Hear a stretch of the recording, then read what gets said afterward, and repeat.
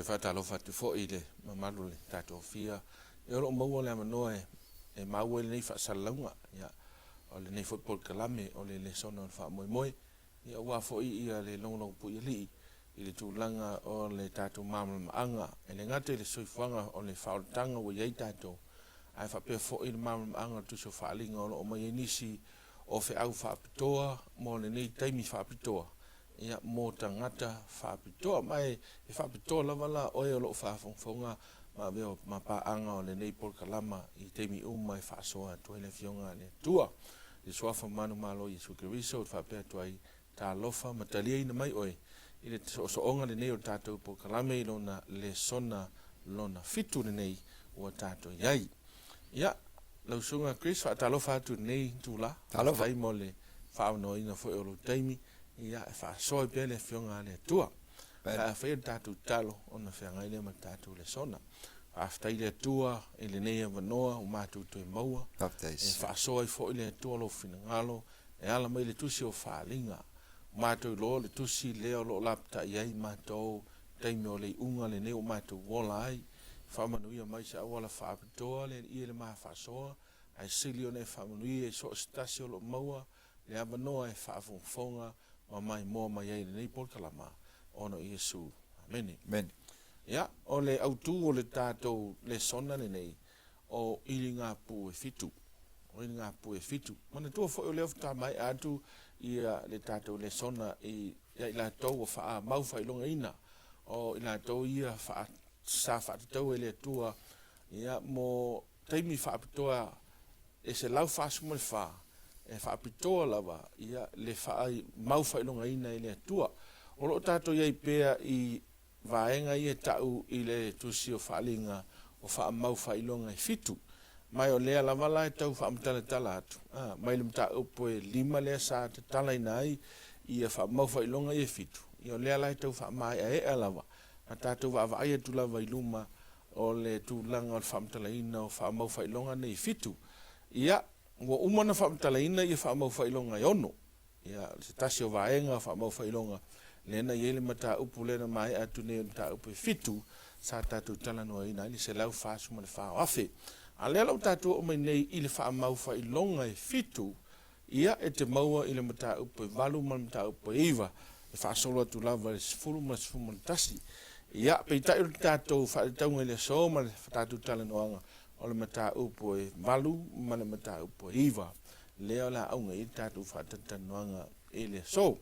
Ia lausunga Chris o le ILIGAPU E FITU te tasi nei o vaenga taua le tuso Faaaliga ai.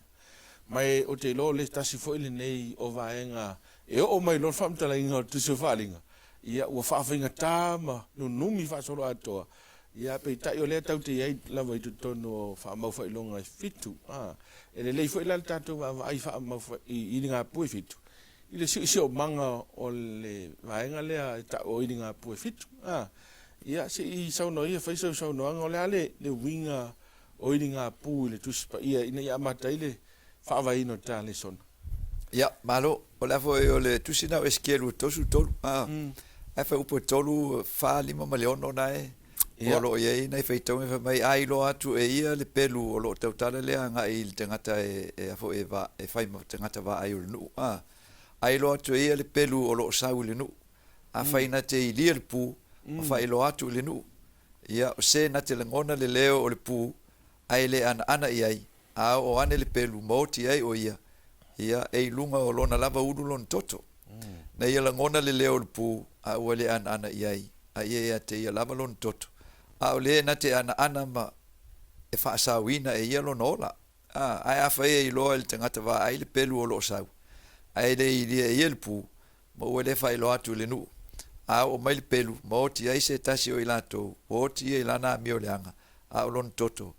o tau ia tua lea il tangata wa ai. So whaka ki anga le ka ua mo ka koa, ka su el tusi o Faaaliga.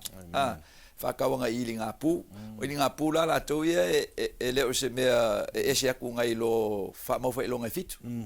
Po o e ka le si e fitu. E ka le si e fitu. O le so onga nama, le whaua winga la ia o vaenga uma ia le whaonga el numero fitu tu so le ato toanga o ngai o inga mfufuanga o ngā luenga o le whaoltanga e le atua. e fiku la fa kala mai le ulua I vaega o le ekalesia o ifo e kako ke lo ai a fo le muli le fa ka o kongo le kaimi ka ke roi po ang fenga maka mai ele le a tal fa sol pito le o vaega le o faaaliga le mai le faaaliga mo se tau faaaliga sumaltas ia o kal fa sol piko nga o ekalesia ia le ka ko le ekalesia le tu ai ka o faaaliga o ekalesia fitu ia nga mai le Yesu le ia faaaliga o ekalesia fitu o Maimoa ia maka mai le be ora nga ia fo ia ekalesia nga Asia ia ka ko le o ke mile o Yesu ka ko le ku ia ka fa sol piko ia o ka usanga ko sumaltas ola makanga o melngiuma le ia melngiuma lua ia ka ko inge o lua afe ka usanga ia nga so mai le male o mai ngo fa mo fa longa fitu fa mo fa longa nga fitu e on kasi ama vai kai miole o ekalesia ia fitu o le vai kai mia kasi maka mai kai mo Yesu fa solo mai kai miole o la apostolo fa solo mai kai miole ekalesia o kupu le ekalesia maka o le ekalesia kesiano ia mo le ekalesia kesiano ile ngole o ngoi ka ko le ekalesia kesiano o fa ngoi maka ko lo inga lua va o le ekalesia la o o lo ku maule ile ekalesia le ka o le ekalesia ka ko koloma ia ma le ekalesia le ka o ekalesia polo que sa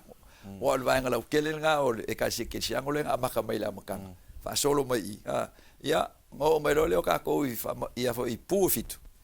o ko fa makala I fo le ia ka ko ekalesia ia kasi fa ka ia I pu ia fiku vanga kai miale kasi fa mau nga fa ilonga fo ia fiku le fa singo ekalesia nga o le fo I ke miro pu so kusa le vai kaimi ia I kai mi kala fa sol piko la yo o le uruai au mai nga la fa ka wanga le uruai ekalesia le nga maka mai ke mi Yesu ia fa uma le ekalesia mo le ka ko le ekalesia feso ia maka ro ka fa sol piko le ia me mai lo nga ke mi ole o le maka mai o le pule o le maka nga pule el malo lo mal ekalesia ke sia le fa solo mai ale ia vai kaula ke mi o la apostolo ya Paulo kau mai ar ke minge wengi ka ko fa ilinga pula ia o le ala o mai ilinga pula e Yesu I fa ilinga ave ia yoang pe ko fa ilonga ai le si vai nga ke mi ka ua o ke mi o le unga wa bera ka ko ya uma ngel ka su nga le ngei yen ka ko lo le il vai nga longo luo il vai lo ingol ku so fa ilinga ma ka pu suma lua ka lusu lua on ka pu la sfulu ka lufu lua ya o valo anga pakingo anga fa singo nga ke mi le ka ko ke mi o le unga so o ilinga pula ia e kusa o le la puka inga muri le ale tua ile kalsia ke siango le ka ke lo le ia ingei de ka o ka ko e kalsia ke siango ka ko ma o lo ke siango o lo ko kongo o le li o le fa singo e pu muri e fiku ka o me le ko ka ko me o le aku kupu kongo le kalsia a ke mi ka singa le e fo e kukupu ai me ui ele ekalesia ia fa kawanga il kala le o fa kanga ia Yesu ke biso ile kalia porque ia onga feko ero la ia o le sifa ka unga pu o fa msingo wa pu la ia e kali e fo e Yesu le il ka ko fa mo fa longa lima lenga len ka ko mai ele ka upo yo fa mo fa longa lima lo ia la to lo leila lo le fo o le faka silingiel fa faka ulang le ka o ka ko I Mataupu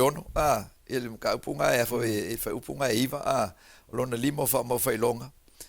ono o lo le ila lo ifo le fata fa taulanga o nganga o e na fasiotia ono le afionga le tua ma le mau na lato tau fi mau iai o lato alang fo I ma le tele o fa pe atu le li ie le pa ia mal fa maoni e tele fa masino e ma tau I lo lato I lo matou toto I no nofo I le laulangi se ia afea o le fa mo fa longa lima langa len ka kirkilo ia le o lo ia nganga ia o lo vala au I le tua po le ale le kalia le ku e fa kawanga I le pupu nga tia o le u ia le ka le sia le tua I le vai kaula ia o le vai kaula le ka ki kalngo ke mi wa felima se lau kausanga kusole TIS afe lima se lau e kawanga il TI afe fix se lau lima sfuru o vai keimiole o la fo o le reformation por keimiole ko e fu ka inga o le kala lei ko kongo le kalesia ka ko koloma e ala inga yo inga ale au fainga luenga le tua nga sei ko kongo ale ka si ka ko ko mai ma kingi ru kelu ma ila ko mala sa wainga ongola la ko wa winga mar ku mau le fionga le tua ya le ra ka ko mai il ka po le va le o fa me o tali no fo ia o no fitu o fa mau failonga ia na ulo foi la ngelu to fitu fa po lu o tu ilu mo le tua o va fo ia te la to pu fitu ia ma fa solo mai ele faaaliga o le faali ile le lagi so le aka ke maka ile le aka ke maka ile no faali ole tu vai pese ile o ngana len tata o mela mtanga ta faasoa ile sono mo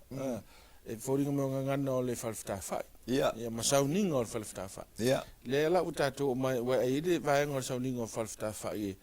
pa ile vai ngana utata le o mai tatu su ngana ta po valu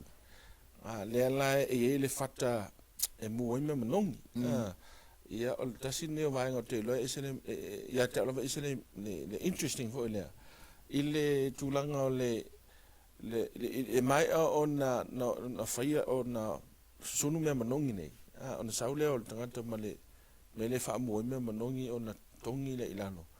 ia ona le tele la wa o mele pese apa foile e folinga mai sfailo ilo le au lipu a kakangi lo le mele ila no salo la no ru me le fulef o ngai li lo le pu e fiku le la e sa vola e fitu ina pu e fitu e folinga mai fa vai mai lava ile mal mal angale na a le la mai se ata te lele pe le la ta va vai ngai se e sa no la Chris il ta puna va le ta o tu nei ta fa talanga ile I vaega na o le faiupu lua ma le tolu si sa no e fa ma fa pula vaega na e pai to le si ma anga le yo o le fa mo failonga la le fitu le e fa uma ye le ka ko makanga ile le ngofo ali o le tu le langi o le malu lava le langi ia ka ko kilo la inga ye pela o ka wele angel a ng sa fa upule fa me o le asu fo o le me monongi o le limo la angelu o alwai a to Mataupu sanga le au pa ia ilu mo le tua o le me mongongi le I kongo le fakafikaulanga o me mongongi o le fatusa le o le fakusa le o kausanga ale au pa ia ai o le fakusa fo ilea o le ngaluenga o le tongiola ile toto o le mai mamoe me ngalenka o le me mongongi lango o koko o mai mamoe le e fo e susungu pa susungu le me mongongi o lo ngaka langa e kalia le ku pe me foi le ka wele kalia le ku le kaulanga apelu alua ku le mongongi o le koko o mai mamoe on kalia le ku le me mongongi la e kongiola ila sala le kangaka wai le kaulia le kakalo la upaia pe ale fefiloi ma le koko o mai mamoe koko o mai mamoe o le me mongongi la o le alua ilu mo le tua ia onga kalia ile le kua le kongiola mo le sala le kangaka le era le ka ke maka ka ofie nga Chris e mai ile atoli o le taua o Yesu malana fautanga ai mese lava iso se me lava fai tanga no tau matu se lau fasu mo le faafe ntato va ile ato le oficina e ofoi se lau fasu mo le faafe le ai fa mai muli at mai mamoi e len tato mantua o tato faauiga ina o le oficina lea o le faatuso le ami o tonu anta mai mamoe lava le tasi e le lau tatou mai foʻi e o i talosaga e fai e tatou e na o le pau ale na o le mea talia ai e le atua tatou talosaga ona o Iesu Keriso o le mea foi gasa faasigo iai faamau faailoga e fitu amen o faamau faailoga e fitu ia ga kako kalagoa ai le kusi akoa le kako suʻesuʻe ai le makaupu e ogo e faasingo nga ile alu o le kala lelei o le taulanga o le tongiola mo le angasala laulagi nga saungia Iesu o le kaua veinga la ile kalesia o le tala lelei la ea le nga famakala e faamau failonga e fitu me o le akupu le kalesia o lako ku mau le mau o le kalesia la vai o longa valaunga la ea valau le kalesia nge ia fai o ko mo le mau ia kia so o le ekalesia ia o longa valaunga ia ku mau le faavae o le kala lelei ele mfainga ko ese mai ai aua isuia aka ko ese mai ai le faavae o le kala lelei e ngefu le ia ka ko le faakaunga mai le faauiganga o valoanga ia e faasingo le ekalesia manga yoinga ia faale nganga le e kukupu le langi e ala lea i le puluvanga po o le ngaluenga fa puluvanga Yesu Keristo i le va o le atua le tamamalon tosa ma le a inga tagata ma le lato wang sala e fango ai pe ale isi e pulua le kaua ea wa langa kusol menga le kau Yesu o puluvanga o Yesu le o ku le va anga le Yesu e fango uma ka ko le ko sa o le tua e pe kai onga ua foinga mai le soifua pa ia o le alo le tua Yesu Keriso le onga ka ofi le ko sa o le tua mai longa fa umakia inga o ka ngaka o le lalo langi ua ka kaunga o ia il ko sa o le tua ai o Yesu o ka ko puluvanga le anga fa ka kali ia le kali sia i longa maliu inga ia kongi o lai ka ko anga sala le ala ko ku le wa fio le langi o le o mai Yesu faaaliga le inga ia fa maua ai le kalesia i oangi malue lue me se ala uso yo angele nga ko koyo la uso le wa mai faaaliga le inga ia fa mausali le kalesia le anga ia ku iluma ka voila i ke me ka ko inga ILIGAPU ia because ele fa inga ka ko mal mala inga yo inga ki apolo abule mga silfia le tua amen si fa o pela lo fa tala ino vaega nane sa no mera yo el fa upule fa o me manongi ka sanga la upa ia era fa il fa granga o tango foi la ngelu ile ipu fa mu ai me manongi o ia fa tu mui na ile afi ai le fata fa taulanga o la foi ile la rolangi o na ile o leo ma fa tili o wila mal mafuye ia o le aka fa kusa la nga pe o nga mai le pe o nga mai la fo ile i kaulanga ya speso o fa ka fa i pol malu fa la rolangi uma lo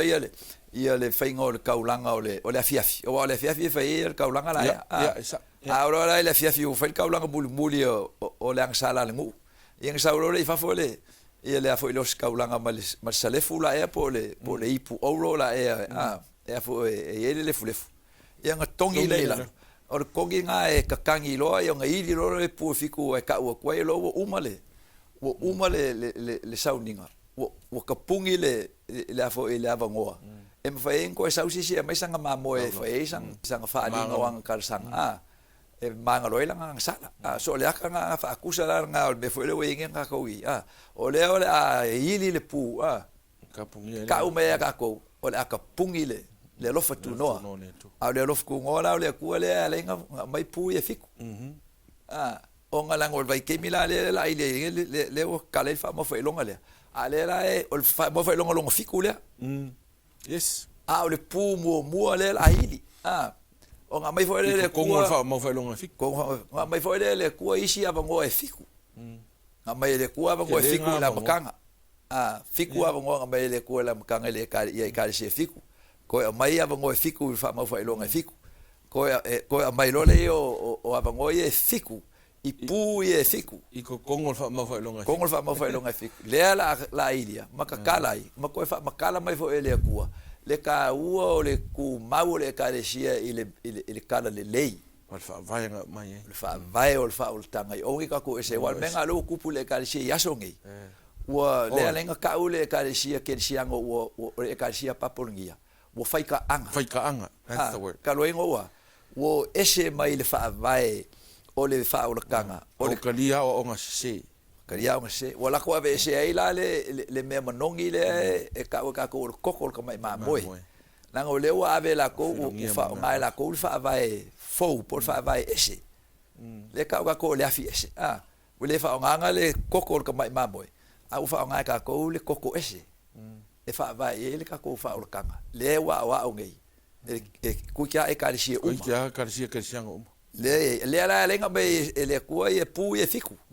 e ko ela puka inga ile ka sia ke sia e fa vai lungo o nga mel kuspa ia o le nga kia ele kua le upu mongi amen a ka ko ngele o ye mamla mangale mai le ko makua ka ko aka o upu ka ko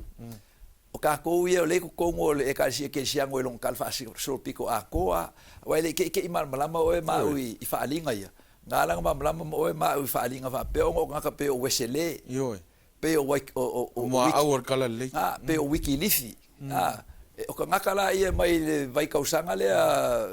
reformation i ke bile o uma il maliu Yesu a maka fai kau lima se lau kausanga ongo se lau fix se lau se o ale afe kausanga ia afe lima se lau kau ala fixlau se kau ala fixlau I valu o ka ngaka nga sa su el kuspaia le ala inga ko mal mai il fa liwinga mal fa ka ngo kusi o faaaliga fa mangaku kula il ka ko au fa fong male kale sia ko fa ke sango le lalu langi ele ingi be mai o ka ua manga kunga le yo me o nga o manga su ma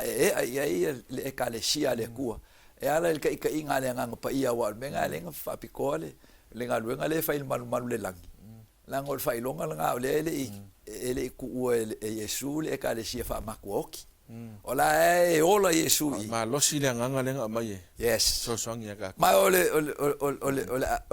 fo sui mulmuli la ola inga kua ko powerful ole nga pa ia le o ka inga le kale sia ola nga me fa inga luenga fa pikoa ol kus pa ia po le afionga le kua e fa vai ele upumong ai lo ngisi fa vai o ka kola ole e kalesia e ka kaun ka dia fa vai nga yes menga ka o ke ole se la fa su fa filen fa mai ta po su fa ele I lo fo se le nga ela to o ba ele le nga ela to ini fa fine ya o longo winga ku sa ma fam kalanga nga fo ele fa ka o longo winga ele ka dia ngisi lava o ai ka o nga mai le fionga le tua si fa solo pela ka fa so ile tu ranga le fa mo foi longa fa mo foi longa mo la le ka ye le pu mo ole pu mo la le ma le pu longa lua kusa ole vai keimi ngai fa singo ele pu mo mal pu longa lua ole vai keimi ole afo ole kasi efeso ma le kasi semurana e fa singo le nga le keimi kapungi ai le lo fokungo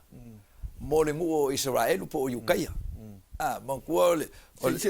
la kala kwa ole nga pula le ka kala ngo le ka kala ngo nge o fa ma singonga la le tu mo so le nga pula le e fa ali mai le ku ka mai Yesu ile ka le sia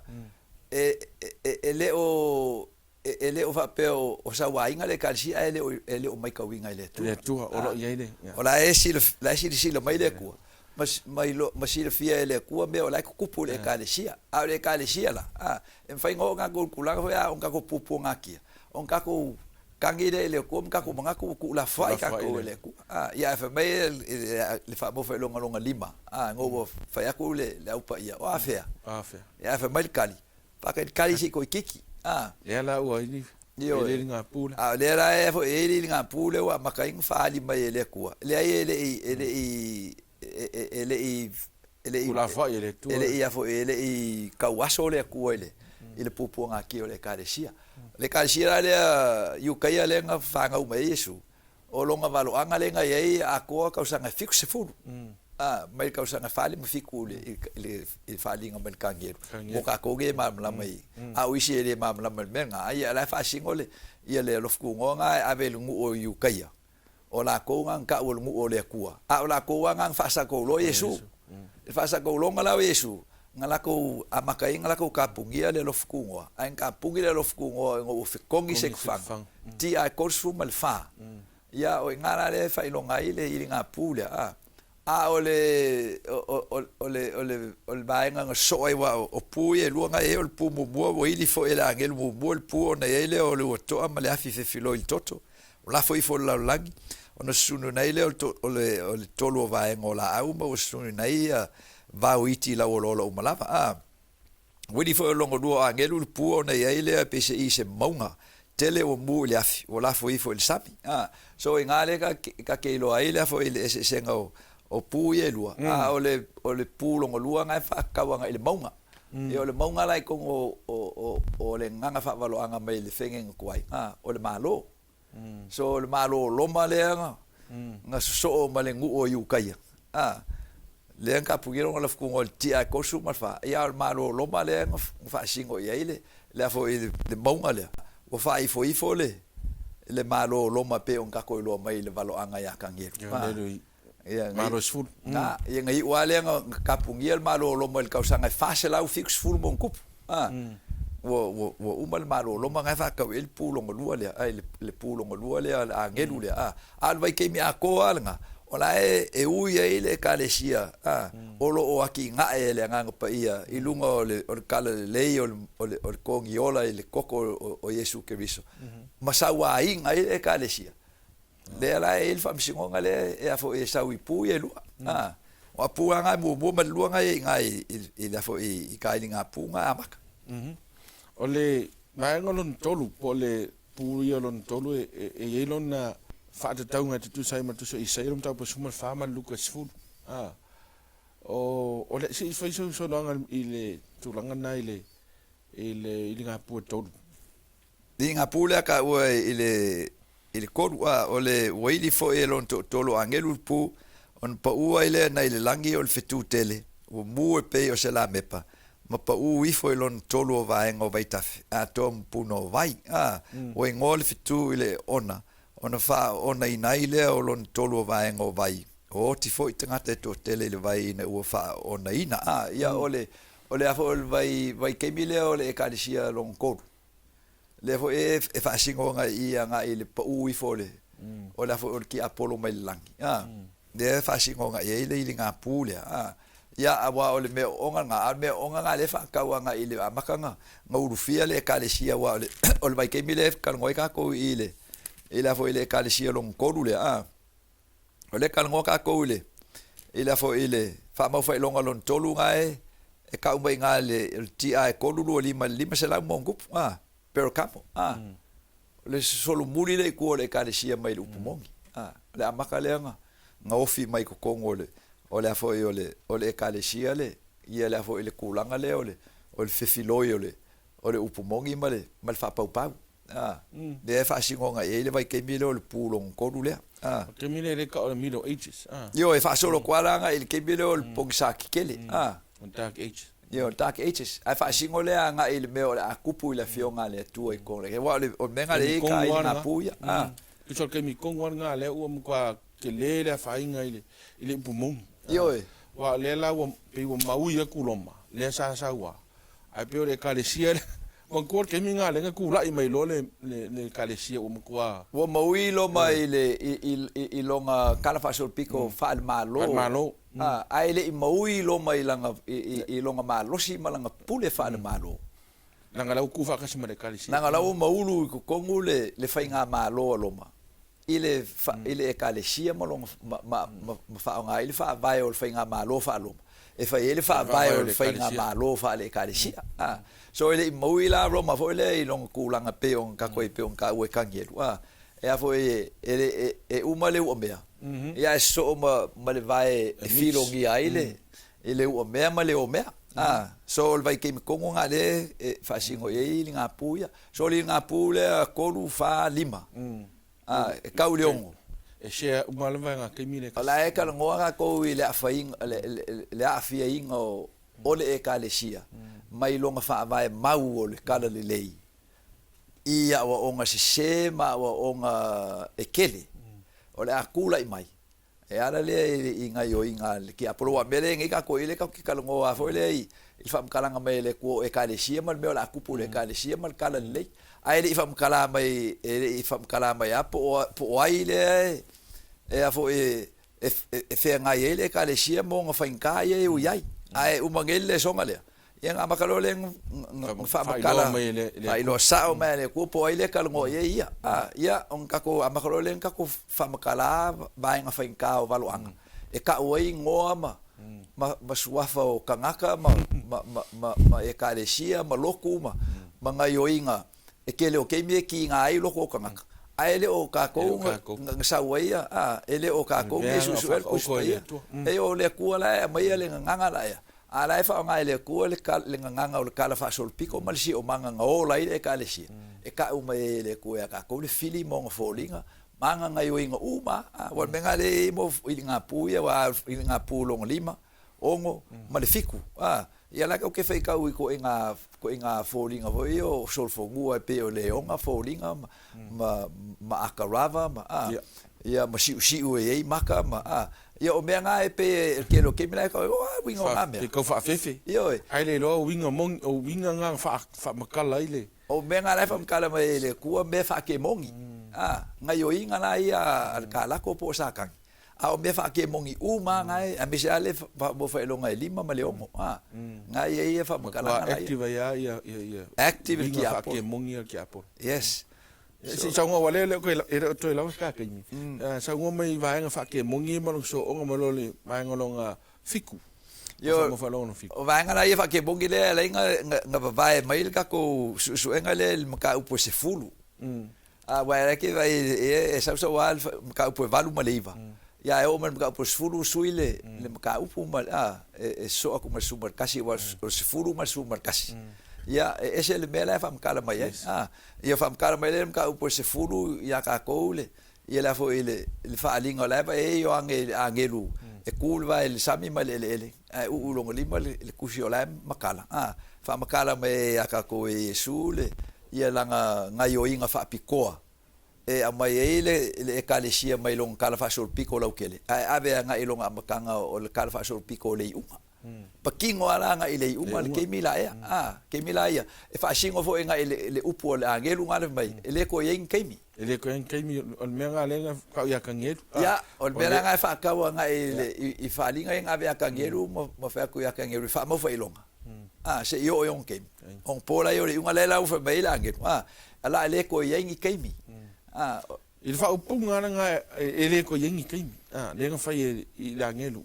o le alanga la sa application ma songa fa ka kaunga mo ka ko ni ke yo ke mira nga le fa ka welu pula la ngelu le ele alenga fa umal ka po se fulu ele fa upunga nga fa be u fa ya kula ngelu ka ngo alo mele kushi ka ngo ai e su mali lo nguku o ngalo mangama o ke mira nga le fa kala le ka kala la ngelu o ke mi fa valo anga fa mai le yesu ele ko yangi ke mi fa valo anga pa umal valo anga le o lo anga la ka ngo ye le angelu le po Yesu il maka upule ai fa singo nga ile akoanga o valo anga mai fa ka ul kemi lu afe mal korselau a fiafi maka ya le nga maka mai le afo ile fali mo fiku ai le fa nga Yesu se yo o mai la le afe barselau fa fulu mal fa a ko lo lu afe mal korselau fa fi maka ya ongo inga le fa mo le fa ilonga ile ku le amakanga fa piko alanga o le keimi o le unga e fa kau I le keimi o le unga le ka ko ye ngai o nga lango le ka be nga le la ngofo ngai le ka le sia e ka o le ka le sia o e ko koe o le fa nga o le finge por fa per kangi o le remnant church por le ka le sia muli le tua le ke le nga ka ko finga o le skemi po ka ko fa pe foringa pe fa pe nga foringa ai le ai o ka ko uma o nga o le kuanga ki sifie po o yelo ngo pele yelo ngo io o le menga le fa singo yele la foi il fa ka pule se fulu ia nga ma avelo lo ka ko sumar kasi ai fa uma il ka po sumar kasi li lingo le pu longo fiku ai o fa umangalanga o le pu longo fiku ai fa uma il faali mai ya yoange o ko faali mai le malu le langi au faali mai il fa usuma mai fa ufa no ina fo ile malu o le tua ile langi ona ilo atuai le o le atola au o lana fe ngai lona malu no tupo fo ile o wila o leo fa tili mal mafuie mai le o to tele ke vai la le kusa le fai unga le mal fai unga o fo yo o la fo yo o la makanga el ke minga maka mai le pu mo nga fa penga ho nga la fo la le ipu aulo ya ili fo le pu saul fa kili o mafuie le fo la ko mai a makanga lenga ko amaka mai la ka ke kongol malu ala ka ke kongol me paia ana ka ko la ka ko me paia la ka ke lu mol fa ka fa ka la ngo me mamong le la ka ko oi o ko kongol me le ka ko o me shilling paia o ngore atola aule o vai ngora kola aule o vai ngara le o vai ngara io o nga fa piko a Yesu mole e kalesia le ala makanga ko fa makale ngai le vai ngale lo lu manga ia ko ka susu ngol tusi o faaling amen le nga ma o si ala nga o si nga ka isi temi pa on ka ko fa makale ia on ka ko kalo e mai le nga ya ka ko le nga sao e fa makala ile upu mongi inga ia mafai onga langonga el kanga kala upu mongi mo o el salmo because o fa mo nga o pu e fik o pu e ka o pu o la ka inga o pu o fa misingonga onga le alofa o le kua inga o ngi fango se kasi fa ku ku e ke lo wingo la ile le maku le ai fa il fa ma fa ilonga le kua on kanga le foi ka ofia le kua ma ka ngi fa ele fa mulua aisha langa le le io o ke me ka pungi ile lo fa ku ngole kua ele uma le lo fa ilonga ele uma le lo fa ku ngole kua le ai nga lu le kua ia ma e ale le ava ngo uma me fai nga ku uma le kua la inga kanga inga ia I ua inga faula inga le kanga e salamo awa le aunga nga faula ia salamo lo winga ia e la ngonga le upumongi ma e lo ai le sese o le mea nga e moa iloa o nga e li waila ia ma e salamo ma e kingo ai le amio kongo le kua o nga fo inga mai le kua il kanga kai ko kasi ya ka ko kai ko kasi langa fa mau fa ilonga e fa mau fa ilonga ka ko mo pui ai ka ko ali singa mai ngol fa mau fa ilonga e pui ai le kanga ka o le kua mai le fa kianga o ko sa o le tua e fa sa unga ngelo e mai le ko sa le kua ya o nga pui ai ka ko wa sili le fa mau fa ilonga longa ongo oi sem fa tu wat il fa msnonga le ale tu me taua tele la au ta lo fa fo ila fasoa e se fo ta o ni fasoa ta o ye ma le tulanga le e tau e tau ye le fa snonga le na ave le tu ya Jerusalem ma Roma wa e pe folinga mai o la va nga le nga sili nga ke e kala le ia ko ngol lo ko ngol si manga o me sa ngere ko e ka ko fo mai kala le ia folinga ma ko ngol ile ke le fa penga le li o ka ko ka le se ke sia o le kele a o lo ke ile kala le le ngi ka fa kala o ka ko ai ka o ke sia yo mai fa ka ko pulu ke a ole o fa pulanga al kuspe a ka ko fa singo ile nga ke e fa ka wa nga ile le malama a wa ile ke lo ngoinga o ke lo ka ko la ke enga le kala le ele va peu e ke e molo maukingoa ai wo e afainga ile ke e foi la e ongo o ele loa kalwai ile mangui o ka mfaingan ki apolo fa ngefu a fa ka i pu e ka fa ka nge o ke o failonga le o le asu male pongisa male poliuli li fo mai le kore ngaka menga o aka uma o fa akusa uma nga o aka o fa ngefuinga mal fa poliuli ngo la fionga le ku ka o kele la le ka u I tagata uma ona yeile nga ia malama yes awale ale ise malama ia e monia upo le fionga le tu akasia fo il mesa o el malama kasi nga le fionga le tu kasi yes le fa singo e mol mawi e lu le ka mel ka pusumar kasi mol mawi e lu le ka fail ki apolo e kingeia or kuspaia fengen fo kwaimel fengen fo ai le fai le ka le o mai ke minge o ka ko o le vai ke melo le afe va se la fa o le fai unga nga o fa mo o le foi o valo anga fai ke mi o le amakanga fo ile nga o nga yo inga uma la mal ki apolo a ko ai uma nga yo inga ki apolo e fa se ai le la lang o inga kula I mai evolution o inga kula I mai ia le fa ko mingisi ke me enlightenment period ke mi ko nga le ka o ka fa so pik e kala fa so pik ko enlightenment period nga e kupu ke le malama ma wa ke le me un fainga fa mai ka o mele male o fa vai foi nga sa fa vai ile la foi le fainga malola e o ke mi wan ke mi amaka mai ke mi o falangi the French Revolution a fi fixela wi manu fa ai uai ia anga amaka mai nga ia nga kupulanga ia le kalmoi ka ko ka o le reason po fa nga ingo o le mafo fa marka o fiol kanaka e ke fa vesenga inga o ia me fa penga a o le fa ve lungo le fio ngale tua a o fa vai lungo ka ko manga kwa ia mo ka ko ka e se ta o tato malama wai e pe ona ta o mena valam tanga o le awala e malama ile tu spa yo musu enga o le tu Faaaliga mo tu setani o lo malama I valo anga mena tu awale fa nga tato le approach le historicism ia ile so ino na fio nga ale tua ia la fa fongo tato Lesona na no mai tato temi e te fafta ia tu ma amalo atu lo to no sta pai mai ia mesi fo la ona ino nei por kala me ala tu ta sanga ia mana tu mai ia o nei fasoa Ai ole te talo lava pa le angani le sona o Maimoa. Ia vea ia Lesona. A mai se fo le Lesona o la malama fai. O se lui mo e. Ia ai mai se o tapenanga o lo tagata. Ina ia iai le faitaunga le o le aupa ia le langi. Ia pa o ina fio mai Yesu faftai atu Chris. Ja, men. Ia mo le nei avanoa. Ia faftai i le atua. Ia i le avanoa fo o mai. Ma le nei lao lao. Faasoa i lon finangalo. O la o fai tatu talo. Ia lava o e tama. Faftai mo lo maftai no i Mataupu. Teisu. O se Lesona taua tele le atua nei fo i Lesona. Ua mātou i loa ua i whaitu toa lava la ua fio. Amen. Ua leo toi mamao ona e fio mai lea. Nioi. A o maua lea wanoa e faasoa toi lo finangalo. Ia le nei o mātou tau mawhai lava i le mea siri ai. E whaai loa lo lava finangalo. Aua o lo lava lea finangalo. Aua ne ia isi tasi e whano. Amen. A ia i loa e tangata uma lea tua. Ia le finangalo moni o lau o fio ma le wha mai moni o lau whao le tanga. O lau lea a fio ngapa ia. Ia olo ia i upo le ola. Nioi. Whamanuria i la toi na whaafonga mai. E ma se fo i le o nei Christma nei. Yes. E toi maua se taimi mātou te fesootaiga. I se taimi i luma i loa lenei. Ona o loa wa suafa Yesu. Amen. Amen.